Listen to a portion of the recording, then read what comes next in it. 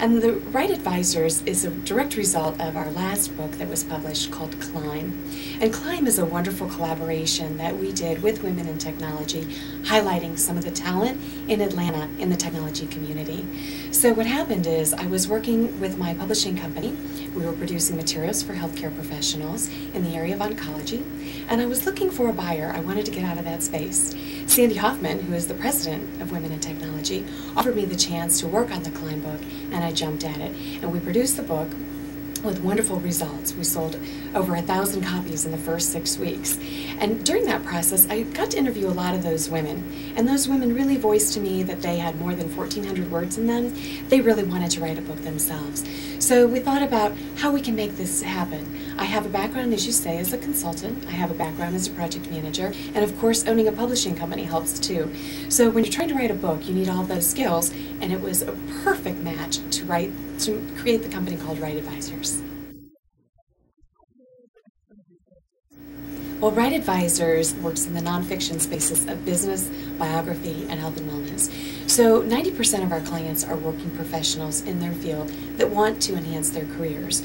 So many times these people are very, very busy. So we offer every service that might be associated with the production of the book.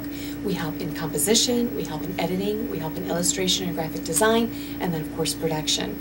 So while 80% of our clients are self-publishing, and we help them from soup to nuts, there is that 20% that wants commercial representation. So in addition to all of those services, we also offer introduction to agents and introduction to acquisitions editors at commercial publishing houses if they want to go that route. Sometimes we have a president of a company that will represent the entire organization. So what I like to do is tell people that a book is a marketing tool. It's really a very large business card. It's also a plane ticket. And so you can use this book as a marketing piece that not only markets yourself, but also your company. So you need to think of your goals before you think about publishing to know what you want to accomplish with this book, and then use the book for its fullest potential. The part about the plane ticket is that we think that having a book in your marketing arsenal will help you go to places that you haven't gone before.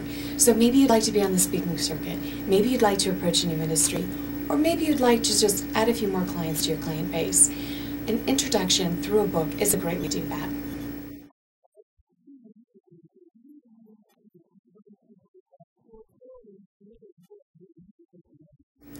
There are a couple ways to look at this. So we work with some people who think having a book is a nice to have. It's something nice that they've wanted to do. There are others that think it's a need to have. They really must have it. It's really something that crystallizes their methodology.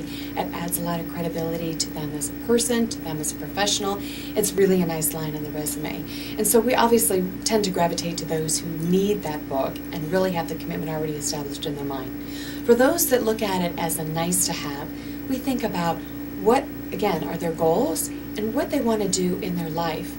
Writing a book changes you. You need to sacrifice your time, both personally and professionally, to get this done. Not everyone writes a book. It's a difficult process.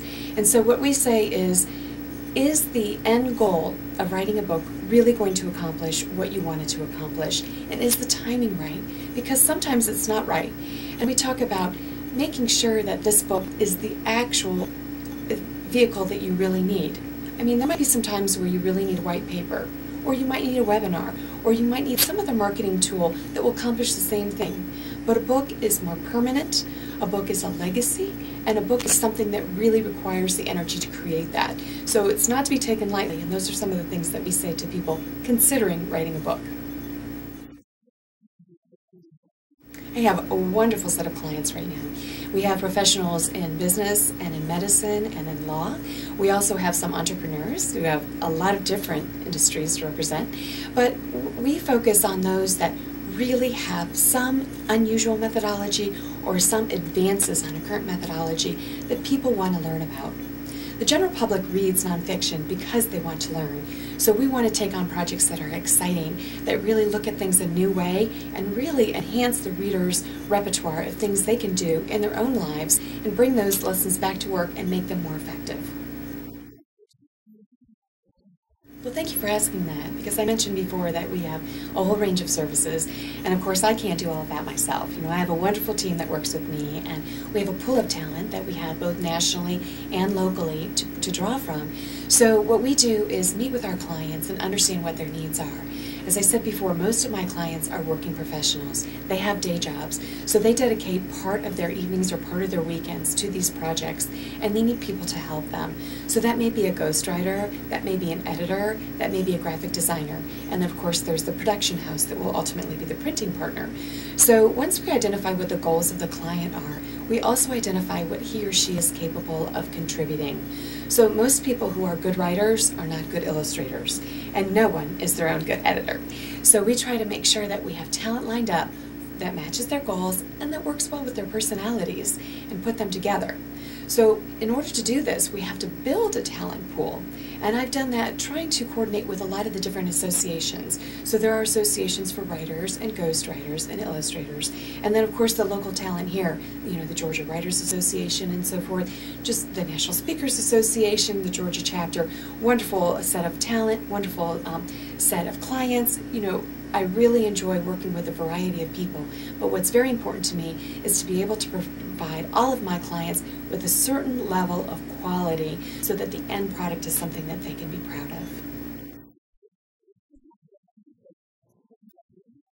We have a website, www.writeadvisors.com, and that's WRITEADVISORS.com. And there's a submission form where you contact us. You can also send an information email to info@writeadvisors.com. The idea is that we want to talk to you. We really want to use your talent. So if you are a writer, whether you're thinking about becoming a client or you're becoming a ghostwriter for someone else, send us some samples. No more than 3 pages, but give us some idea about your voice and about your passion and what you like to do and what you sound like. And we'll evaluate that and get back with you. I have 2 clients that actually may publish and help ghostwrite. They want to help other people with their work as well, and they're talented enough to do so. And I'm sure those aren't the only 2 out there, so I'd like to see who else is out there, and I encourage those people to contact us.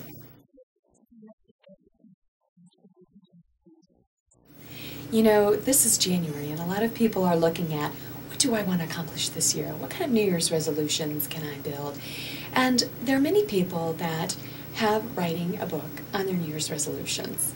Last year I posted a discussion on LinkedIn for my alma mater's discussion group called the Ohio State University Buckeye Link, and we talked about who has that writing a book resolution. Last year I got a response of over 80 people. This year I haven't posted that response yet, but I've answered a lot of those people who still have that resolution on their 2012 calendar. Now, why didn't that happen? We're really robbing our readers of their wonderful time, talent, and experience. And I would really encourage anybody who wants to do that to talk to us about their project. Our main contribution to the writing process is to be an accountability partner with you, to encourage you, to put you on a plan and a timeline, and understand what it takes to make a book. And if this is something that you want to do, we can help you do it.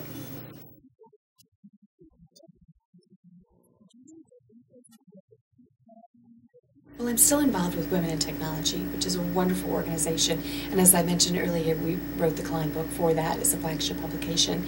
I was the program director for Thought Leadership, and what that opened my eyes to is the amount of pure talent that we have in Atlanta and the need for us to talk about that.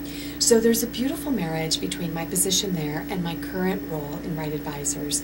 I see the ability for us at Write Advisors to showcase the talent that we have, not only here in Atlanta, but in Georgia. And I read an article recently in the Wall Street Journal that talked about Atlanta being named one of the top technology cities in the nation. So this is above and beyond the Sunnyvale, California, or Silicon Valley, but right in line with Research Triangle Park in North Carolina. So again, this brings the geographic focus here to the southeast, and what we want to do is make sure that we show that talent to the rest of the nation, that we are leaders in the business, biography, and health and wellness areas, including technology. So I love the opportunity to do that, and those people that are shy about sharing their accomplishments shouldn't be, because they have a wealth of information that the rest of the country does not have.